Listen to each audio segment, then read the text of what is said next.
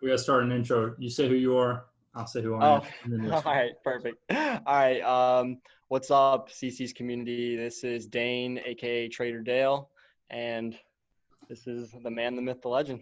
CC, also known as CC. All right, man. How about you just go ahead and kind of talk about how you got started with betting and with the community? And when I got a good question though. When you were a kid in like middle school, whatever, did you like just to bet on random stuff with your friends, like sports stuff, or were you always kind of like telling people to put their money where their mouth is? No, so actually, I'm like super conservative with my money, and anybody who knew that I bet for a living would be completely surprised because I'm the person, if you knew in high school, that didn't spend a single dollar. But I've played sports my whole life. There's a picture of me 3 years old shooting a basketball in one of those little plastic bins. So basketball, sports in general have always been in my life, mostly basketball. And I was good enough to understand like further than most people the concepts of sports, but I knew that I wouldn't make it as a living. So I went into engineering my freshman year of college, and wait, I just got a DM. So all right, so I went into The life of CC, right there, just summarized in one I got to sentence. put Just my got a phone over. DM. So I went into engineering my freshman year of college, and uh, I'm a numbers nerd. So the two kind of just went together and it meshed and made sense. And literally, I started this one day. I was sitting on Twitter and I saw somebody. I had never even seen the concept of capping sports. I saw somebody on Twitter post a play, and I was like, "Who are you? Like, what should I care what your word has any justice to?" He had no reasoning behind what he said. He just said, "Take X." And so I thought of that idea, and I was like, "That's really strange." And I want to make it better. Obviously, it had like 1,000 likes. I was like, there's a market for this. I enjoy sports. I know numbers. So my sophomore year in college, we had a project in a coding class, and I tried to make a code that would be able to project the score of baseball games. And it came pretty close, but I mean, it wasn't anything great. And that was kind of like the start of all this. Like I realized if you take a fundamental idea of numbers and you put logic and analytics behind it, you would be able to come up with something pretty profitable. So I Okay. spent a couple of years trying to see what that profit margin was, and I was on Twitter through about half of that, and so people have seen me when I didn't know as much as I do now. So you've seen like the whole come up of the story. Like I'm learning every day. I literally was on a phone call with a guy that I will openly say is smarter than me. Every single day I try to learn. So it's just the growth and continue to try to get better. Yeah. So when did you get like serious about it? Like you were, you had when did you start the Discord? You said it was 2 years ago.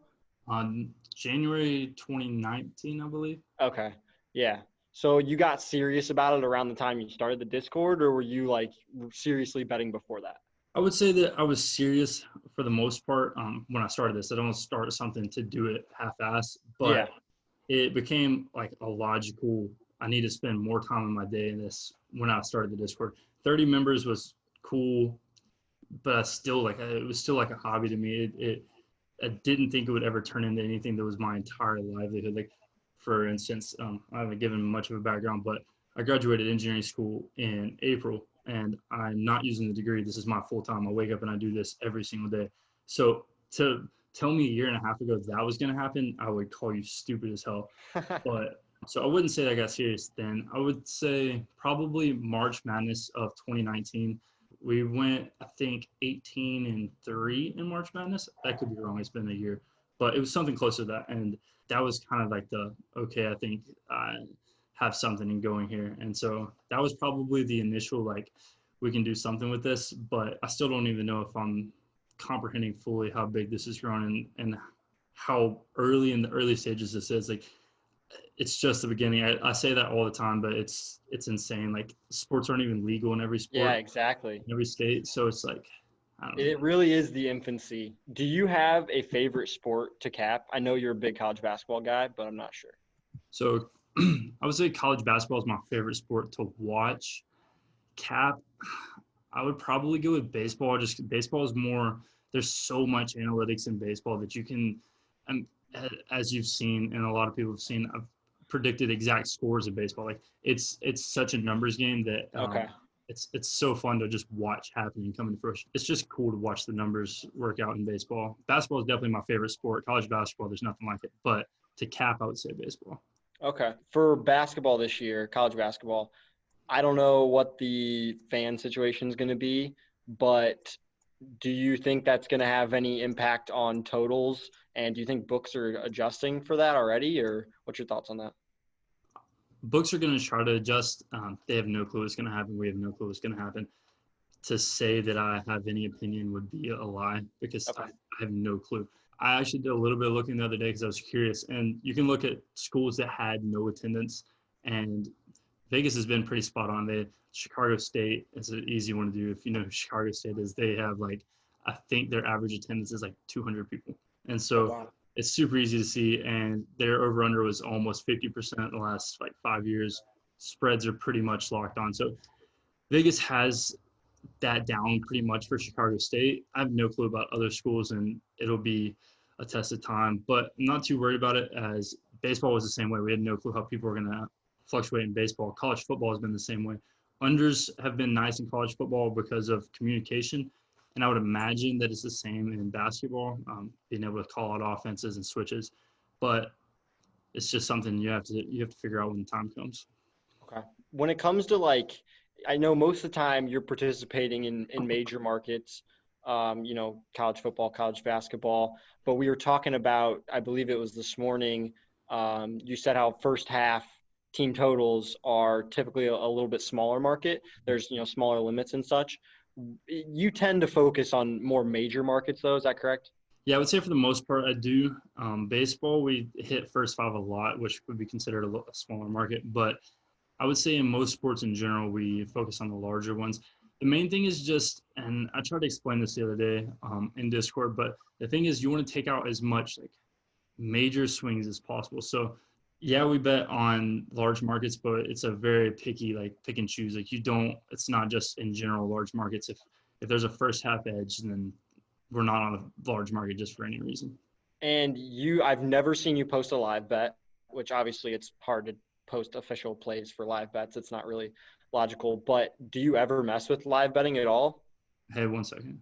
Uh, these games going on. Somebody just DM. I was making sure the Yankees didn't score because somebody said it must have been the win, so I got tweaked out. So this is a good question. I actually one of the OG people I DM'd to see like if they ever had any questions for this, and he said, "Do you only bet what I put in official, or do I have secondary bets?" Same idea. I don't. I only bet what I put on my official plays, and if I am to take something, I usually put it and I'll say on official play that I'm on this. But for the most part, live bets are like you're you're giving Vegas an advantage. Like they see what's happening and they can adjust to those numbers. So there's situational times where yes, live bets are good and you can grab better numbers, but for the most part, they're going to be spot on.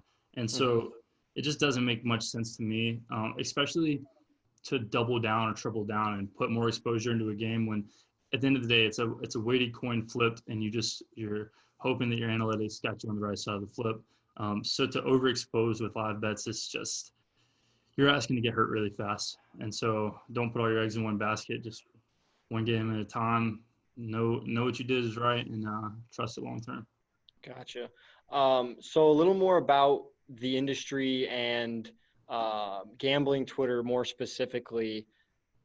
I think one of the reasons why you've grown so much is just you're very transparent. You always talk about all the DMs you get, but you put so much effort into responding to those DMs. And what do you kind of assess about like the state of gambling Twitter, the industry in general? Because most people aren't like you in that aspect of a lot of transparency, a lot of consistency. Mm-hmm. Yeah. So back in the day, I used to be on Twitter a lot. Like I would respond to everybody. I would be in group texts, group messages with all the cappers. And very quickly, I realized that this is a hobby for most people, or they see it as like a game. Like they don't, if I'm going to do something, as I said earlier, if I'm going to do something, I'm going to do it correct and I'm going to try to do it the best of my potential. And it just wasn't, I could name on one hand people that I actually believe do the amount of work that they should. And so I just didn't want to be a part of that. And it was a reason that I made Discord, the idea of bringing together people that have all the exact same ideas. I just didn't want to be around people like that. And so I genuinely, like, if you went to my Twitter, I don't talk to anybody. I message some people like joking around. I get back and forth with people who mess with me, and that's about it. I do me. I don't really worry about anybody else. I talk to the limited amount of people I talk to, and that's about it. I mean, at the end of the day, I think that transparency is the easiest thing to push, and so that anybody who doesn't push it, I give no respect to. It's literally it's the easiest thing to do on a daily basis. You just have to say I won, I lost, and so there are transparent people, and those are the people I talk to. People that aren't, I do not associate with. Gotcha.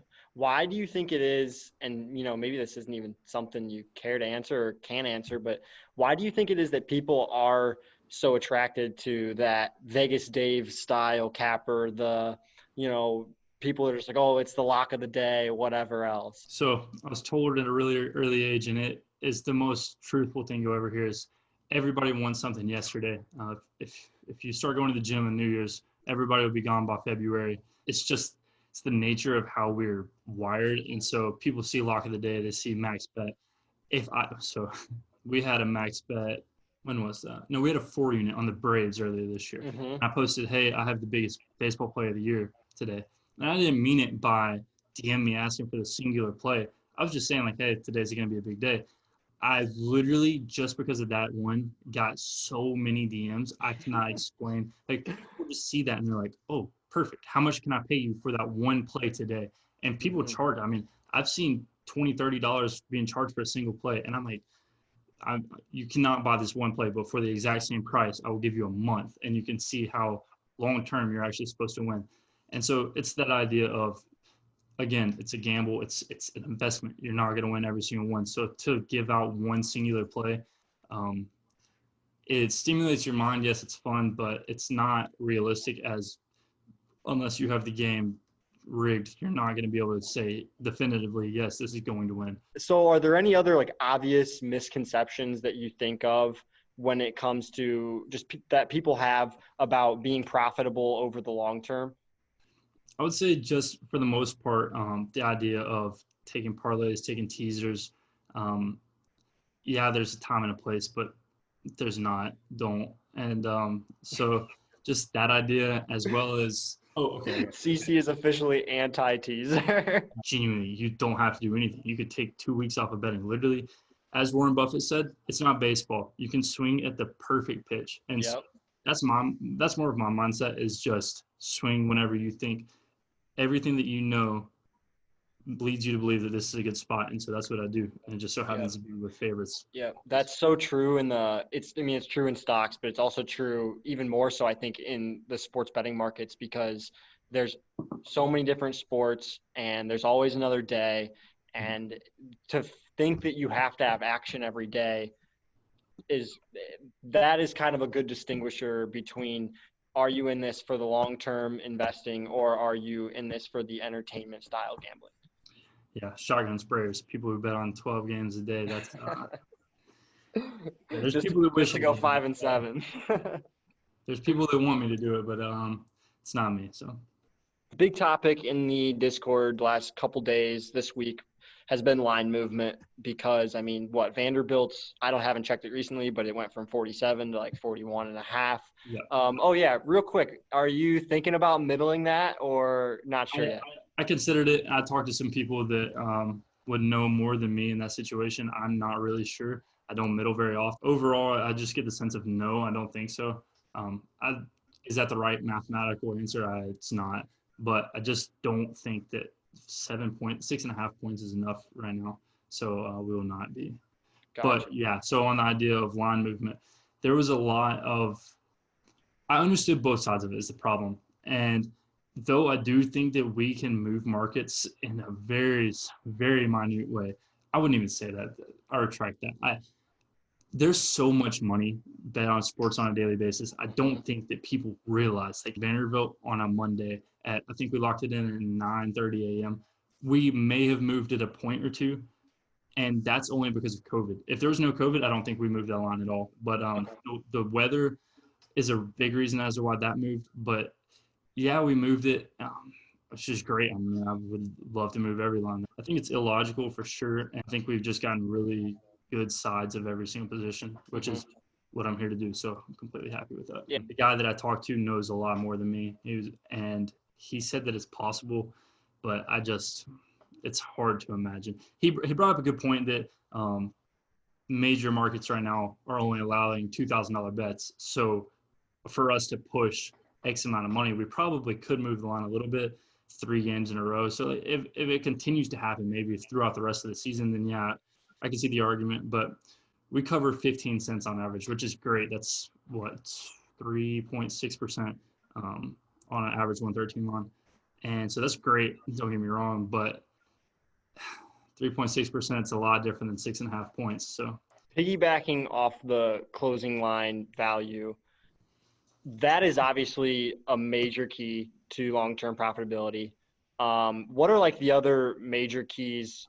You obviously talk about don't get overexposed. Are there any other ones that really come to mind? We'll say overexposure is probably the biggest one. I see people on a daily basis. I was actually friends with a bookie for a while, and I would watch because I thought I was curious. I know you're friends with a bookie too. It's funny to watch people bet on anything, and so less overexposure, more just wanting to bet. Did you see? So I believe I can't remember what member it was. I think it was I can't remember his name. PDW 33 maybe. He posted in Casual Talk somebody on DraftKings put $3 million. Yeah. Did you read the thread that somebody quoted it and like broke down all the math behind why, like how stupid it was? Captain Jack. Yeah, I love that thread. That was just like the epitome to me of what, like on the surface, everybody sees that and they're like, oh my gosh, that's so crazy. But then when you break it down, you're like, that is it was so like stupid. it was like the average margin is negative 1.2 million. It was it was ridiculous. So that concept of seeing money and chasing money, or seeing something that, it's the same idea as how I was talking earlier. They see instant gratification of somebody putting $3 million on it. So like, we'll follow it. And is it the logical bet? By no means at all. No. And it's a parlay. So there you go. Yeah, we know CC is anti-parlay, anti-teaser. Anti-fun. So anti-fun CC. How do you see the community progressing as a whole? So yeah, it's been insane. Like 1,000 people. We've doubled since COVID. I think it's right at 500 members since COVID, which is just absolutely astonishing. And that growth's great, but at the same time, it brings problems. Like if you go in it with that on a daily basis, I can't be as personable. And it's something me and you've talked about. We want to make it as personal as possible. So we're adding in things to make that me to you factor more, in the sense that I'd never wanted this to be, hey, here's my place, that's it. And it's not. The Discord's great, but I just want it to be even more. And so I want a person that would pay $40 a month just to be in the Discord, not even get plays. And that's my goal always. And then knowing that we do win long term is just icing on the cake of that Discord that brings value. And something I haven't told you, actually, I was on the phone today. I have been on the works with a local company to make an app that's just basically Discord similar, but it's our app. So then we can add what we want into it and make it our own. You got to leave that in. Oh, come on, camera. There we go. The problem is that it turns into the idea of Twitter very fast. So if we keep scaling, it's just going to turn into like my messages will get completely washed, and then I get 700 DMs asking me the same question I just answered in the chat. So we're working on that. We want it to be as personal as possible and make the experience of the community the most beneficial experience you'll ever have. And I feel like we're there now. I think that we have the best product in the industry, and I'm 100% confident in that. But we are working every day to make it better, me and you both. And we have a team of people that I'm confident our every day we'll look back in a year and be like, man, how are there 1,000 people in that Discord? Because it was one hellhole. Yep. And it's not. I mean, it's great, but it's going to be the starting stone to something crazy. Yep, getting better every day. I definitely want to get a little more intel data on who we have in the Discord from just like a sports fandom perspective, to kind of obviously figure out like what regions we have the most people from, what sports teams we have the most fans from. I think that'd be really fun. And then obviously we just want to create more relationships, more connections between the people that are already in the Discord, because as a lot of the members know, there's a lot of members that aren't active, because maybe they're just there for CC's plays, which is great. But like you stated, you want a product that people would be willing to pay $40 a month for, just for that product without your plays, Yeah, which obviously that's not how a lot of people look at it right now, but that's a good goal to strive for. So unless you got any other, more industry or community related topics, I just want to move into a couple of fun questions I have. Is that good? Let's do it. So one great question I have for you, and I've heard you mention this before, but I can't remember. Do you have like a favorite sports betting memory, like a game that was just particularly fun or something? I swear to God, you've said something before, but I don't remember what it was. Yeah, I do. And anybody who was in the Discord at the time remembers this game to a T. So we had the Nationals playing the Pirates. We had the Nationals -1.5. I had the projected score at 7-3, I believe.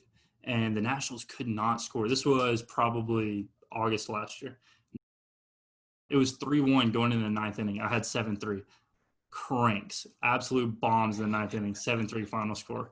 And so that one is just – and so, you know me, I messaged in the Discord after. I was like, wait, sorry, I wasn't watching the game. Like, what, y'all were worried? Like, I told you what the final score.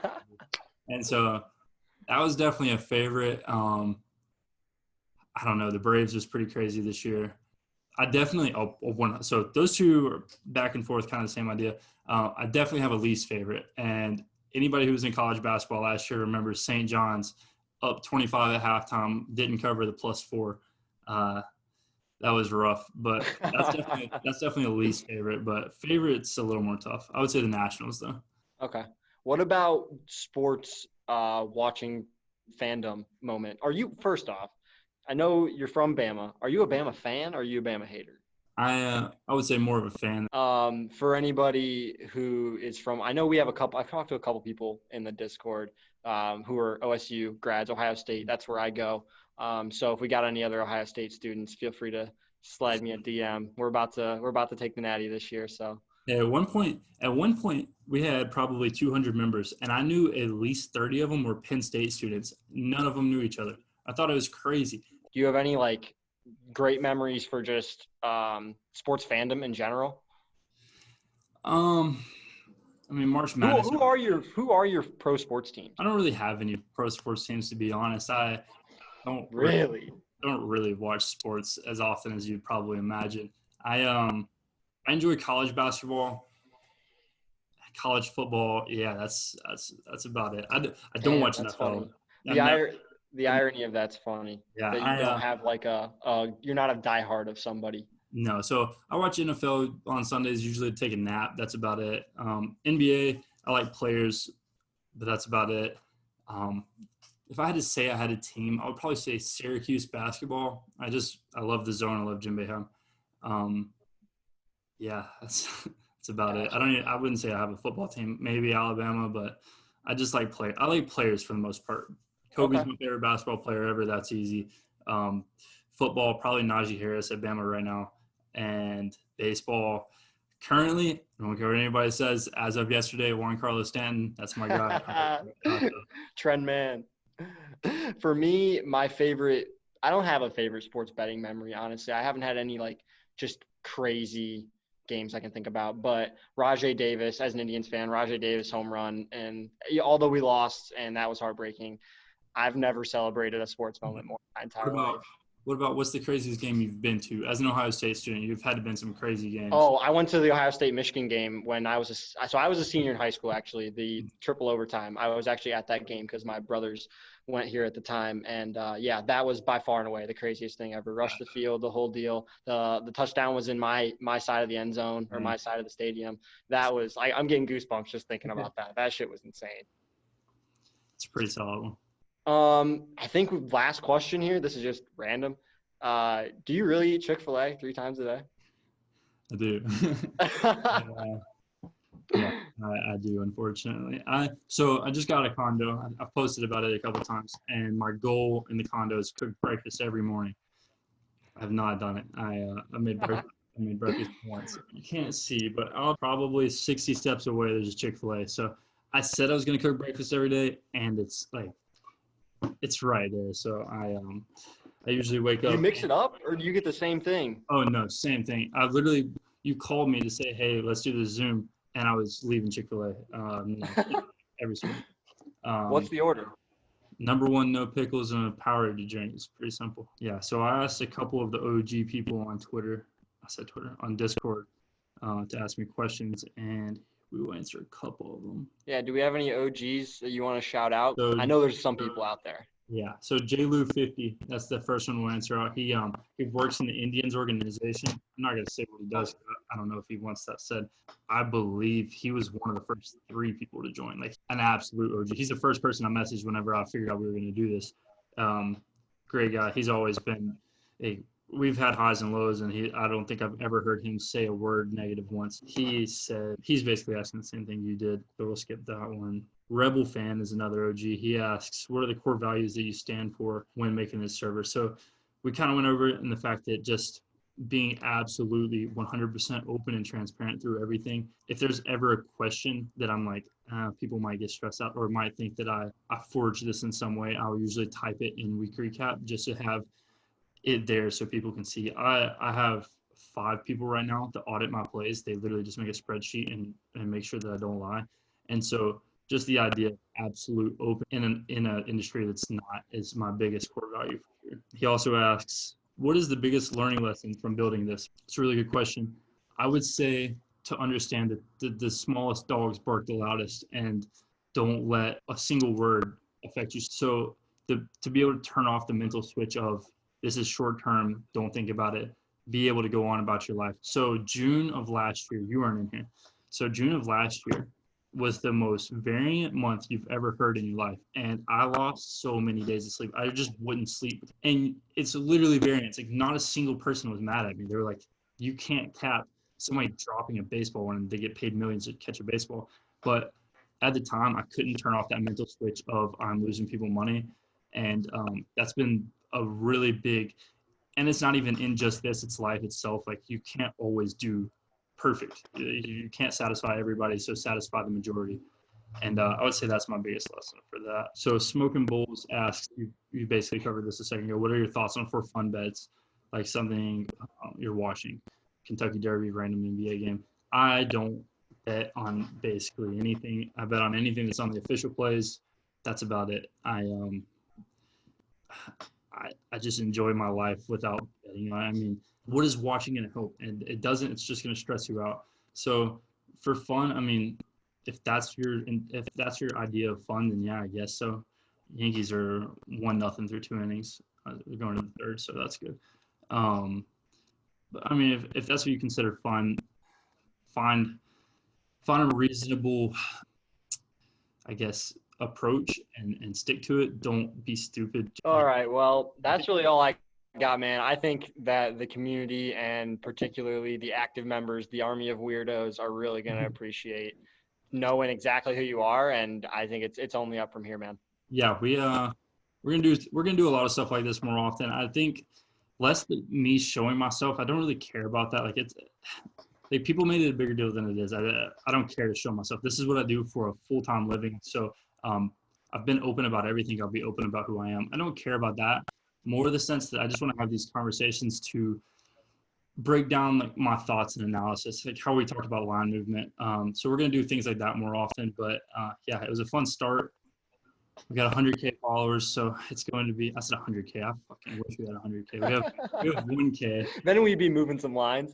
One day we'll have 100K. From a content side, we're gonna get more people that are way more educated than me because I'm just a lowly idiot who just tails CC. And let's compound interest do the work. But yeah, gonna get some more handicappers involved to get some better angles and more education. They're gonna help us produce these to a more professional scale and to magnitude, but we plan on making these a lot more often for sure. Awesome. All right, man, that's all I got. All right. Also note, Guac comes into town tomorrow. We're playing poker, and I'm going to I'm just saying, we're gonna see how it happens, but he's not ready for that. Glock's gonna be the sucker. Is that what I'm hearing? He said he would drive from Atlanta just to play poker, and I was like, hey man, you do what you want,